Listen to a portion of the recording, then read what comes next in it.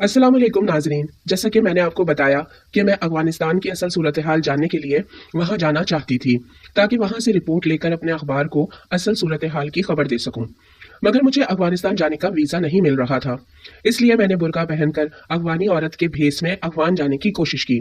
अगरचे मैं वहां जाने में तो कामयाब हो गई, मगर वापसी पर हमें पता चला कि पाकिस्तान ने अपने बॉर्डर बंद कर दिए हैं और खैबर गेट खैबर पास वाले रास्ते से वापस पाकिस्तान जाना मुमकिन नहीं है।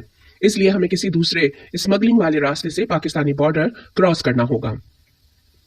दूसरे रास्ते से वापस जाते हुए हमें एक लंबा पथरीला पहाड़ी रास्ता पैदल क्रॉस करना था, और वो कोई सुनसान रास्ता नहीं था, बल्कि हजारों मर्द खवातीन वहां से पैदल जा रहे थे। मैं भी एक शटल कॉक टाइप बुर्के में उन्हीं लोगों के साथ शामिल थी। मैंने अपने एक गाइड से कहा कि मुझे ऐसे मुश्किल रास्तों पर पैदल चलने की आदत नहीं है। मेरी जूती टूट चुकी है और मेरे पाँव जख्मी हो चुके हैं, जबकि मेरे पाँव से मुसलसल खून बह रहा था। मेरे गाइड ने कहा कि हम बॉर्डर से सिर्फ आधा घंटा दूर हैं, अगर आप थोड़ी और हिम्मत कर लें तो फासला बहुत ही कम रह गया है। मगर फिर उसने मेरे चेहरे पर तकलीफ के आसार देखते हुए मशवरा दिया कि अगर आप कहें तो आपके लिए एक गधा किराए पर लिया जा सकता है, मगर क्या आप गधे पर सवारी कर लेंगी? और मेरे जहन में यही था कि मैं घोड़े पर सवारी कर लेती हूँ, तो ये गधा क्या चीज है? ये तो उसी की तरह का एक छोटा जानवर है। सो मैंने कहा कि हाँ, मैं कर सकती हूँ। उसने वहां एक गधे वाले पठान से बात की और मुझे उस गधे पर बिठा दिया।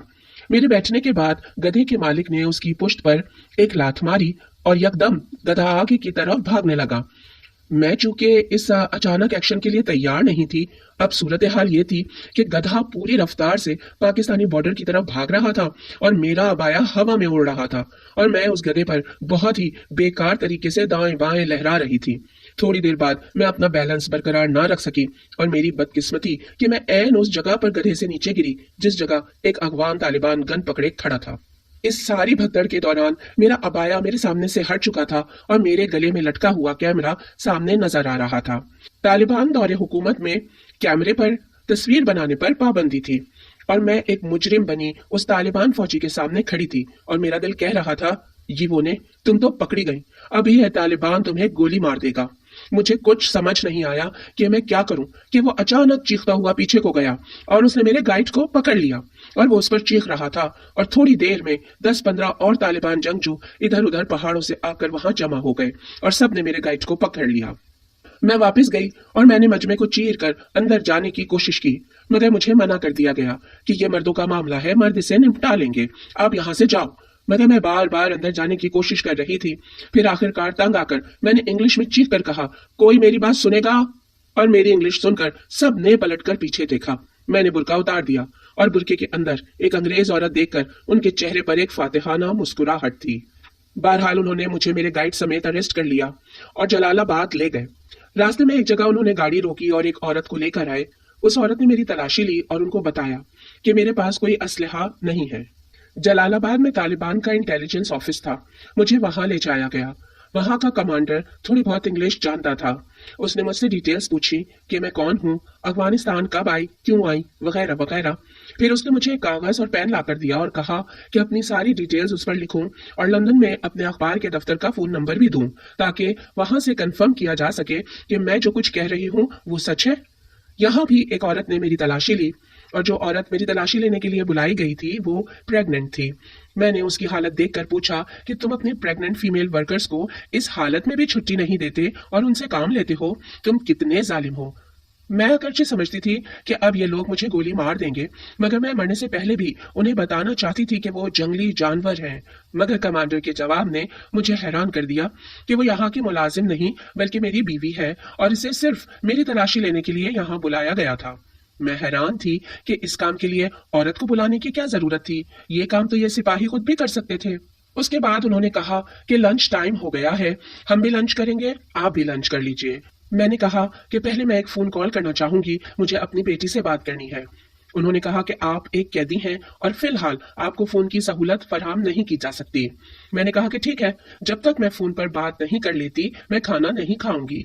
अगरचे मेरा ख्याल था कि मेरी भूख हड़ताल से इन जानवर नुमा इंसानों को कोई फर्क नहीं पड़ने वाला। मगर मेरी सोच के बरखिलाफ वो लोग मेरी भूख हड़ताल से परेशान थे, और इसके बावजूद कि मैं खाना नहीं खा रही थी, मगर वो लोग सुबह दोपहर शाम 3 मरतबा मेरे लिए खाना लाते। एक आदमी मेरे लिए चटाई बिछाता, उसके ऊपर खाना लगाया जाता, चावल रोटी और गोश्त का सालन मुझे दिया जाता। एक जग में पानी लाकर उन्हीं का एक कम उम्र 12-13 साल का लड़का मेरे हाथ धुलाता, और रोजाना एक सिपाही मुझे कहता कि आप हमारी बहन हैं, आप हमारी मेहमान हैं और हम आपको खुश देखना चाहते हैं, इसलिए प्लीज आप खाना खा लीजिए। मैं सोचती कि ये कैसे लोग हैं कि इनको ये भी नहीं पता कि जालिम का काम जुल्म करना है। इनको तो अपना काम भी ढंग से करना नहीं आता, इनका काम है कि मुझ पर तशद्दुद करें, मगर ये कैसे जालिम हैं कि इनको जुल्म करना भी नहीं आता। मगर फिर मैं सोचती कि ये सब ड्रामा कर रहे हैं, अभी इनके अंदर से एक जंगली जानवर निकलकर बाहर आएगा और ये मेरे ऊपर ऐसे ऐसे मजालिम करेंगे कि इंसानी तारीख में याद रखे जाएंगे। तीसरे दिन उन्होंने एक डॉक्टर को बुलाया और उस डॉक्टर ने मेरा मुआयना किया। अगरचे मैं अपने आप को बिल्कुल ठीक समझ रही थी और मुझे किसी डॉक्टर की जरूरत नहीं थी। फिर इस डॉक्टर ने मेरा ब्लड प्रेशर नोट किया, तो मैंने उसे बताया कि मुझे हाई ब्लड प्रेशर की शिकायत है, इसलिए मेरा प्रेशर थोड़ा बढ़ा हुआ ही आएगा। मगर उसने कहा कि नहीं, तुम्हारा ब्लड प्रेशर बिल्कुल ओके है। मैं हैरान थी कि यह ओके कैसे हो सकता है, मगर उसने मेरे कहने पर 3 मरतबा चेक किया और तीनों मरतबा मेरा ब्लड प्रेशर ओके ही आया। वो डॉक्टर जर्मनी से पढ़कर आया था और अच्छी इंग्लिश बोल लेता था। मैंने उससे कहा कि शुक्र है तालिबान की कैद में 3 दिन रहने का कुछ तो फायदा हुआ कि मेरा ब्लड प्रेशर ठीक हो गया। मेरे मजाक से डॉक्टर के चेहरे पर भी मुस्कुराहट आ गई। और डॉक्टर के जाने के बाद मैं सोच रही थी कि क्या तालिबान भी मौत की सजा देने से पहले मुजरिम का मेडिकल टेस्ट करते हैं, और मुझे यकीन था कि आज रात या कल मुझे गोली मार दी जाएगी। 5वें दिन एक छोटा लड़का हामिद भागता हुआ मेरे पास आया। दरअसल वो डॉक्टर का बेटा था और कैद में मेरे लिए ट्रांसलेटर की खिदमत भी वही अंजाम दे रहा था। उसके हाथ में एक अखबार था और उसने खुशी खुशी बताया कि तुम आज के अखबार में फ्रंट पेज पर हो और सबसे बड़ी खबर तुम्हारी ही है। मैंने कहा कि क्या खबर है? उसने कहा कि लिखा हुआ है कि अंग्रेज सहाफी बहुत खुश है कि तालिबान ने कैद में रखकर उसका ब्लड प्रेशर ठीक कर दिया है।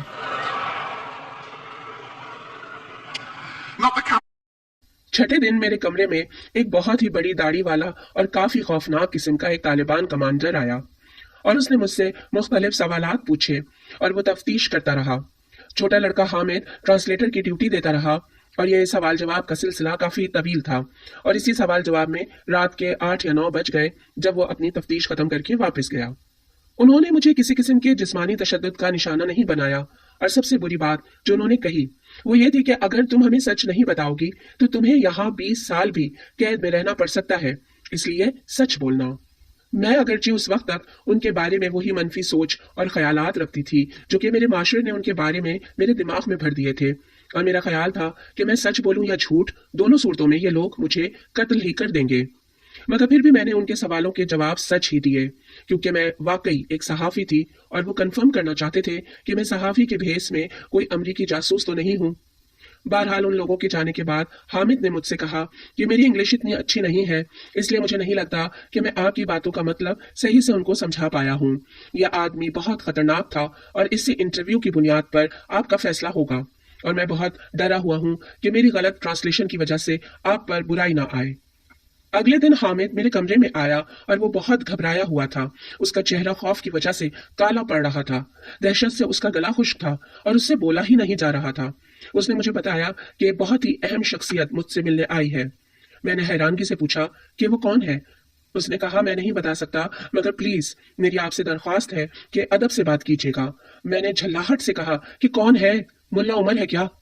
मेरी झल्लाहट देखकर वो और परेशान हो गया और उसने कहा प्लीज, वो बहुत इज्जत के काबिल शख्स है और आप उनसे इज्जत से बात कीजिएगा। मैं भी हैरान थी कि पता नहीं कौन आने वाला है।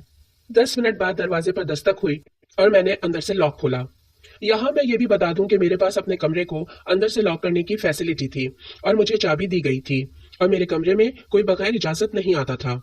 आप भी हैरान होंगे कि ये कैसी कैदी थी जिसको अपना कमरा अंदर से लॉक करने की सहूलत थी, मगर तालिबान ऐसे ही थे। बहरहाल एक लंबे से जुब्बे में मलबूस, कंधों तक लंबे लंबे बाल, हल्की हल्की ब्राउन कलर की दाढ़ी, सर पर पगड़ी और बहुत ही वाइट कलर वाला एक आदमी मेरे सामने आकर बैठ गया। उसके साथ 2 खवातीन थीं। उन्होंने मुझे एक चादर उड़ाकर उसके सामने बिठा दिया और वो दाएं बाएं खड़ी हो गईं। वो बहुत ही मजहबी किस्म के गेटअप में था। उसके हाथ में तस्बीह थी और वो मुसलसल तस्बीह के दाने घुमा रहा था। وہاں جلال آباد میں ہر چیز بہت ہی گرد و غبار والی اور بوسیدہ حالت میں ہوتی تھی، مگر اس شخص کا لباس بہت ہی نفیس اور صاف ستھرا تھا، اور اس شخص میں ایک ایسی بات تھی جس نے میرے اوپر خوف طاری کر دیا تھا۔ وہ یہ کہ اس کا چہرہ بہت ہی روشن تھا اور ایسے لگ رہا تھا کہ اس کی اسکن کے نیچے لائٹس جل رہی ہوں۔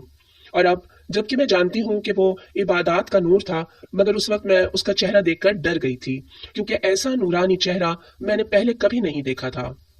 اس نے سب سے پہلا سوال مجھ سے پوچھا کہ تمہارا مذہب کیا ہے؟ اور مذہب ایسا ٹاپک تھا جس پر میں نے کوشش کی تھی کہ پچھلے 6 دنوں میں اس بارے میں بات نہ کروں، کیونکہ میرا خیال تھا کہ یہ ٹاپک مجھے ایوائڈ کرنا چاہیے، مگر اس کے پوچھنے پر میں نے بتایا کہ میں عیسائی ہوں۔ اس نے پوچھا کون سی عیسائی؟ میں نے کہا پروٹیسٹنٹ۔ اس نے تیسرا سوال کیا اسلام کے بارے میں تمہارا کیا خیال ہے؟ وہ مسلسل تسبیح گھما رہا تھا۔ میں نے کہا واؤ، اسلام تو بہت ہی شاندار مذہب ہے، مجھے اسلام بہت پسند ہے، یہ تو ایک عظیم دین ہے۔ اگرچہ میں اس وقت اسلام کے بارے میں کچھ نہیں جانتی تھی، مگر میں 2 سے 3 منٹ اسلام کی تعریف میں بولتی رہی۔ مجھے لگا کہ اب یہی بہتر ہے کہ فی الحال ان کے سامنے اسلام کی تعریف کی جائے، اور وہ شخص مسلسل مسکراتا رہا اور تسبیح گھماتا رہا۔ پھر جب میں خاموش ہوئی تو اس نے کہا کہ اچھا، تمہیں اسلام بہت پسند ہے؟ میں نے کہا ہاں، اور میں پھر اسلام کی تعریف میں بولنا شروع ہو گئی۔ میں نے کہا تمہارے ارد گرد جو لوگ ہیں یہ بھی بہت اچھے ہیں، یہ 5 وقت نماز پڑھتے ہیں، یہ اللہ کو راضی کرتے ہیں۔ میں نے پھر چند منٹ اسلام کی تعریفیں کی۔ وہ دل ہی دل میں مجھے ایک اسٹوپڈ عورت سمجھ رہا تھا، مگر میں نے اس وقت یہ بات ریئلائز ہی نہیں کی، اور وہ مسلسل مسکراتا رہا، اور اس نے کہا تو پھر تم اسلام کیوں نہیں قبول کر لیتی؟ اب میں پھنس گئی تھی۔ اگر میں کہوں کہ میں اسلام قبول کرنے کے لیے تیار ہوں تو یہ کہیں گے کہ موت کے خوف سے جھوٹ بول رہی ہے، اور اگر میں کہوں کہ نہیں تو یہ مجھے قتل کر دیں گے۔ تو میں نے گول مول جواب دیا کہ فی الحال تو میں قید میں ہوں اور یہاں میں اپنی زندگی کا اتنا اہم فیصلہ نہیں کر سکتی۔ ہاں، البتہ اگر میں واپس اپنے ملک گئی تو ضرور اسلام کا مطالعہ کروں گی اور اسے اپنانے پر غور کروں گی۔ اس کے بعد وہ شخص اٹھا اور باہر چلا گیا۔ حامد بھی اس کے پیچھے باہر چلا گیا، اور پھر چند منٹ بعد حامد واپس آیا اور وہ بہت خوش تھا۔ اس نے کہا کہ تم جا رہی ہو، تم گھر واپس جا رہی ہو۔ میں بہت خوش ہوئی۔ میں نے اپنے آپ کو شاباش دی کہ میں نے اس مولانا، اس مذہبی شخص کو بہت اچھے طرح ڈیل کیا۔ تھوڑی دیر بعد مجھے کہا گیا کہ سامان باندھ لوں، ہم کابل جا رہے ہیں، اور کابل سے ایک طیارہ مجھے میرے ملک لے جائے گا۔ پھر گاڑی میں کابل کی طرف جاتے ہوئے میں سارے رستے سوچ سوچ کر خوش ہوتی رہی کہ میں نے اس مولانا کو اسلام کی تعریف کر کے کیسا بے وقوف بنایا، اور میں دل ہی دل میں اپنی تعریفیں کر رہی تھی کہ یہ تم تو بہت ہی چالاک اور عقل مند ہو۔ بہرحال 7 گھنٹے کے طویل سفر کے بعد ہم ایک جگہ پہنچے جو کہ کسی صورت ایئرپورٹ نہیں لگ رہا تھا۔ یہ ایک بہت بڑی قلعہ نما عمارت تھی، اور ہم لوہے کے گیٹ سے گزر کر اندر گئے۔ بندوقوں والے 3-4 طالبان نے ہماری گاڑی کو گھیر لیا۔ ہم گاڑی سے نیچے اترے اور مجھے ایک لمبے کوریڈور سے گزار کر عمارت کے اندر والے حصے میں لے گئے۔ اندر بھی ایک لوہے کا گیٹ تھا جو کہ لاکڈ تھا، اسے کھولا گیا۔ ہم اس سے آگے گئے تو ایک کمپاؤنڈ تھا جس میں صحن اور 4-5 کمرے تھے۔ وہاں پر مجھے کچھ اور انگریز عورتیں نظر آئیں، تو میں نے کہا کہ اوکے، یہاں سے ان عورتوں کو بھی ساتھ لینا ہے، پھر ہم ایئرپورٹ جائیں گے، کیونکہ میرے دل میں تو یہی بات تھی کہ کابل ایئرپورٹ پر ایک طیارہ میرا انتظار کر رہا ہے۔ وہاں مجھے ایک کمرے میں لے جایا گیا، اور وہاں 2 عورتیں تھیں، 2 افغان عورتیں۔ انہوں نے ٹوٹی پھوٹی انگلش میں کہا کہ یہ آپ کا کمرہ ہے، اب آپ یہاں رہیں گی۔ میں نے کہا نہیں، آپ کو غلط فہمی ہوئی ہے، میں یہاں رہنے نہیں آئی، مجھے ایئرپورٹ جانا ہے، اور وہاں سے ایک طیارہ مجھے لے کر جانے کے لیے تیار کھڑا ہے۔ انہوں نے کہا کہ آپ کہیں نہیں جا رہی، آپ نے بغیر ویزا، بغیر پاسپورٹ ہمارے ملک میں داخل ہو کر قانون کی خلاف ورزی کی ہے، اس لیے آپ کو اس جیل میں بھیجا گیا ہے۔ میں یہ سن کر زور زور سے چیخنے لگی، اور وہ وہاں سے چلی گئیں۔ میری چیخو پکار سن کر دوسرے کمروں سے انگریز عورتیں نکل کر میرے کمرے میں آ گئیں۔ ان میں سے ایک آسٹریلین، 3 جرمن اور 2 امریکی خواتین تھیں، اور وہ فلاحی کاموں کی آڑ میں عیسائیت کی تبلیغ کرتے ہوئے گرفتار ہوئی تھیں۔ ان کا جرم یہ تھا کہ وہ مسلمانوں کو عیسائی بنا رہی تھیں۔ ان سب کو میں نے بتایا کہ یہ لوگ مجھے کسی غلط فہمی میں یہاں لے آئے ہیں، مجھے کابل ایئرپورٹ جانا تھا اور وہاں سے ایک طیارے کے ذریعے گھر جانا تھا، اور وہ سب ایک دوسرے کی طرف دیکھ کر ہنسنے لگیں۔ ان کے چہرے بتا رہے تھے کہ میں آج رات کہیں نہیں جا رہی۔ پھر انہوں نے مجھے آفر دی کہ اگر میں چاہوں تو ان کے ساتھ ان کے کمرے میں رات گزار سکتی ہوں۔ بہرحال مجھے بھی 7 دن بعد کسی فیمیل سے بات کرنے کا موقع مل رہا تھا، اور وہ بھی میری اپنی زبان بولنے والی خواتین، تو میں نے ان کے کمرے میں جانے میں ہی بہتری سمجھی، اور میں چند گھنٹے ان کے ساتھ باتیں کر کے وقتی طور پر ریلیکس ہو گئی تھی اور اپنی پریشانی بھول گئی تھی۔ مگر 5-6 گھنٹے وہاں گزارنے کے بعد مجھے احساس ہوا کہ میں اس جیل میں لمبے عرصے کے لیے پھنس گئی تھی، اور میں اب واپس جانے والی نہیں ہوں۔ تو اچانک مجھے رونا آ گیا۔ اور جب سے طالبان نے مجھے گرفتار کیا تھا میں آج پہلے دن پریشان ہوئی تھی اور میں پہلے دن رو رہی تھی۔ پھر مجھے سگریٹ کی طلب ہوئی اور میں سگریٹ پینے کے لیے باہر صحن میں چلی گئی۔ میں صحن میں بیٹھی سگریٹ پی رہی تھی کہ فجر کی اذانیں ہونے لگیں۔ اندر وہ عیسائی مشنری کی لڑکیاں ایک سرکل میں بیٹھی بائبل پڑھ رہی تھیں اور زور زور سے اوہ جیسس ہیلپ اس پکار رہی تھیں اور باہر اذانوں کا شور تھا۔ میں ان دو مذہبی آوازوں کے درمیان میں بیٹھی سگریٹ پی رہی تھی۔ تھوڑی دیر بعد اذانیں ختم ہو گئیں اور میں اپنے کمرے میں آ گئی، مگر وہ لڑکیاں بائبل چھوڑ کر ساؤتھرن بیپٹسٹ اسٹائل میں زور زور سے پکارنے لگیں، ہاللویا ہاللویا۔ ان کے شور نے میرا سونا مشکل کر دیا۔ شروع میں تو میں نے کہا کہ ابھی کوئی طالبان آئے گا اور ان کی پٹائی کرے گا، مگر ایسا کچھ نہیں ہوا۔ اور یہ بات میں اب جانتی ہوں، مگر اس وقت نہیں جانتی تھی کہ اسلام تمام مذاہب کے لوگوں کو اپنی مذہبی عبادات کی مکمل آزادی دیتا ہے، اور یہی آزادی طالبان نے ان کو دے رکھی تھی۔ اور مثال کے طور پر میں سگریٹ پیتی تھی اور طالبان کی حکومت میں سگریٹ پینے اور بیچنے پر پابندی تھی، مگر مجھے انہوں نے جیل میں سگریٹ فراہم کر رکھے تھے۔ بہرحال ان لڑکیوں کے شور سے تنگ آ کر میں پھر صحن میں بیٹھ گئی اور سوچنے لگی کہ میں نے اسلام قبول کرنے سے انکار کر دیا تھا، اسی لیے مجھے ان عیسائی لڑکیوں کے شور میں چھوڑ دیا گیا ہے۔ بہرحال میرے خیال میں یہی بہترین سزا تھی جو وہ مولانا مجھے دے سکتا تھا۔ اور جب ان کا وہ گانا ختم ہوا تو ایک مرتبہ پھر فل والیوم کے ساتھ ان کے مناجات اور اوہ جیسس ہیلپ کے نعرے شروع ہو گئے۔ اگلی صبح مجھے کپڑے بدلنے کے لیے ایک لباس دیا گیا، اور اس وقت میں جو لباس پہنے ہوئے ہوں یہ وہی لباس ہے جو مجھے جیل میں دیا گیا تھا، اور مجھے کوئی اورنج کلر کا جمپ سوٹ نہیں دیا گیا، میرے سر کے بال نہیں مونڈے گئے، مجھے کوئی جسمانی تشدد نہیں کیا گیا، میرے ساتھ کوئی جنسی زیادتی نہیں ہوئی، میری تذلیل نہیں کی گئی۔ قطع نظر ان قیدیوں کے کہ جن کو امریکہ نے پکڑا اور ابو غریب جیل میں یا گوانتانامو بے جیل میں رکھا اور ان پر ظلم کیا، ان کے بال مونڈے، ان پہ کتے چھوڑے گئے اور ان کی ویڈیوز بنا کر امریکہ میں کچھ لوگوں کو بھیجی گئیں تاکہ وہ دیکھ کر خوش ہوں۔ اس کے ساتھ ساتھ میں شکر ادا کرتی ہوں کہ میں طالبان کی قیدی تھی، کسی امریکی جیل میں امریکیوں کی قیدی نہیں تھی۔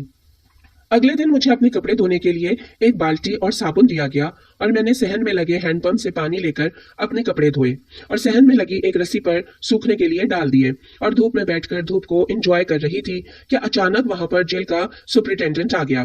اس نے مجھے کہا کہ کپڑے رسی سے اتارو۔ وہ بڑی سی داڑھی والا ایک خوفناک شخص تھا۔ میں نے کپڑوں کی طرف دیکھا اور حیرانگی سے کہا کہ ایک کپڑے سکھانے کی ہی جگہ ہے، اگر یہاں نہیں سکھاؤں تو کہاں سکھاؤں؟ اس نے کہا کہ اچھا ان کو کم سے کم کسی کپڑے سے کور کر دو۔ میں نے پھر رسی کی طرف دیکھا تو مجھے اندازہ ہوا کہ وہ میرے انڈر گارمنٹس کی بات کر رہا تھا۔ تب مجھے سمجھ آئی کہ وہ کیا کہہ رہا تھا، مگر میں اس وقت اسے تنگ کرنے کے موڈ میں تھی۔ میں نے کہا کہ خواتین کی جیل ہے، یہاں کوئی مرد نہیں سوائے تمہارے، اور اگر تم یہاں سے چلے جاؤ تو مسئلہ ختم۔ وہ غصے میں وہاں سے چلا گیا، اور 15 منٹ بعد وہ ڈپٹی فارن منسٹر کے ساتھ وہاں واپس آ گیا، اور فارن منسٹر کو دیکھ کر میں نے کہا اوہ یہ تو خارجہ تعلقات کا مسئلہ بن گیا ہے۔ میں نے کہا او ڈیئر ڈپٹی فارن منسٹر، کیا میرا انڈر ویئر فارن افیئرز کا مسئلہ بن گیا ہے جو آپ کو یہاں آنا پڑا؟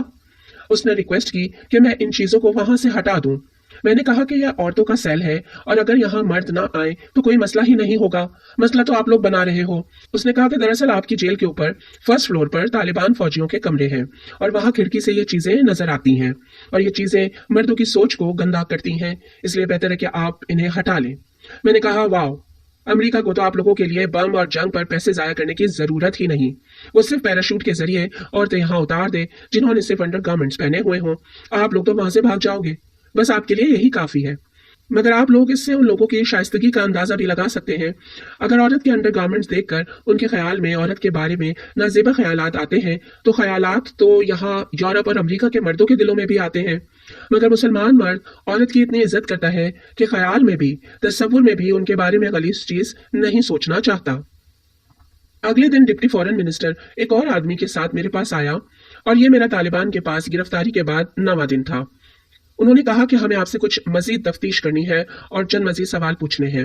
میں یہاں قید کے بعد کافی فرسٹریٹڈ تھی، 3 راتوں سے ان عیسائی لڑکیوں کے شور نے میرا سونا مشکل کر دیا تھا، اور دن بھر یہاں فائرنگ اور گولیوں کی آواز سونے نہیں دیتی تھی۔ میں نے غصے سے کہا کہ اب میں تمہارے کسی سوال کا جواب نہیں دوں گی، میں تمہارے سوالوں سے تنگ آ گئی ہوں۔ تم لوگوں نے تمام سوالوں کے بعد بھی مجھے قید ہی رکھنا ہے، اس لیے میرے پاس تمہاری بکواس کے لیے مزید وقت نہیں ہے۔ تم لوگوں نے جان بوجھ کر مجھے ان خواتین کے ساتھ قید کر رکھا ہے جو مجھے رات بھر سونے نہیں دیتی۔ بہرحال میں ان کے ساتھ جتنی بدتمیزی کر سکتی تھی میں نے کی، اور میں غصے سے کمرے میں واپس آ گئی۔ एक जर्मन लड़की भागती हुई मेरे कमरे में आई और उसने कहा कि तुमने क्या किया, तुम्हें इस तरह बदतमीजी से पेश नहीं आना चाहिए था। बहरहाल गुस्सा उतरने के बाद मुझे अंदाजा हुआ कि मैंने गलती की थी, मगर देर हो चुकी थी और जो नुकसान होना था वो तो हो चुका था।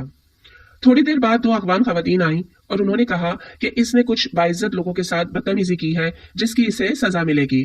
उन्होंने मुझे सहन में एक दरख्त के साथ बांध दिया और कहा कि इसे कोड़े मारे जाएंगे, और वो मुझे बांधकर चली गईं। फिर थोड़ी देर बाद तीनों जर्मन लड़कियां आईं और मेरे ऊपर गिर गईं और मुझसे लिपट लिपट कर कहने लगी कि ओ जेसिस, इसकी हिफाजत करना, और ये वोनी को कोड़े मारे जाए तो इसे दर्द ना हो। मैं दिल ही दिल में कह रही थी कि कोड़े मारने का दर्द हो या ना हो, मगर तुम तो मेरे ऊपर से उतरो ताकि मुझे तुम्हारी वजह से जो दर्द हो रहा है वो ना हो। फिर थोड़ी देर बाद एक कातिल मुस्कुराहट के साथ तालिबान फौजी वहां पर आया और उसके हाथ में सैटेलाइट फोन था। उसने तमाम लड़कियों को बारी बारी फोन दिया कि सब लोग 5-5 मिनट अपने घर पर बात कर लें, मगर मैं बंधी हुई थी और उसने कहा कि तुम्हें फोन नहीं दिया जाएगा क्योंकि तुमने एक आला अफसर और एक बाइज्जत आदमी के साथ बदतमीजी की है। एक जर्मन लड़की ने मेरी सिफारिश भी की कि इसे अपनी बेटी से बात करने दो, मगर उसने सख्ती से कहा नहीं, इसे इजाजत नहीं है, और मेरे लिए यही सजा काफी थी। चंद घंटों बाद मुझे खोल दिया गया और कोड़े नहीं मारे गए। फिर मुझे कहा गया कि आप सामान बांध लें, आपको ले जाया जा रहा है। फिर एक तालिबान मुझे ऊपर वाले हिस्से में ले गया जहां तालिबान फौजियों के कमरे थे, और मुझे एक कमरा दे दिया गया और कहा कि आपने शिकायत की थी कि आप नीचे उन लड़कियों के साथ तंग हैं, इसलिए आप आज रात यहाँ गुजारें, सुबह आपको पाकिस्तानी हुक्काम के हवाले करके पाकिस्तान भेज दिया जाएगा। मैंने कहा तुम लोग झूठ बोल रहे हो, तुम लोग मुझे कभी नहीं छोड़ोगे, और वो मुस्कुराता हुआ वहां से चला गया। अगले दिन सुबह मुझे कहा गया कि गाड़ी आपको पाकिस्तान बॉर्डर तक ले जाने के लिए तैयार खड़ी है, जल्दी से सामान बांध लें।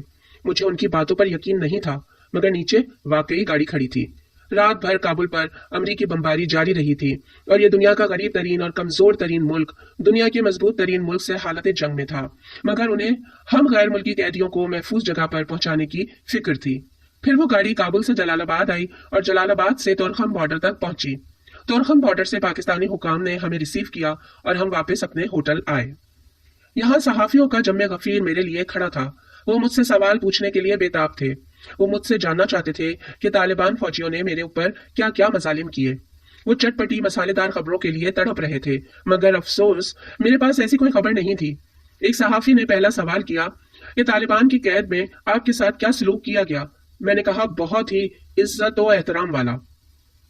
मेरे एक ही जवाब ने सबके जज्बात ठंडे कर दिए और उनके मुंह लटक गए, क्योंकि उन्हें तो ऐसी खबर चाहिए थी कि वो अपने मुल्क में कह सकें कि तालिबान कितने जालिम हैं, मगर एक ही सवाल के बाद किसी के पास अब कोई सवाल नहीं बचा था।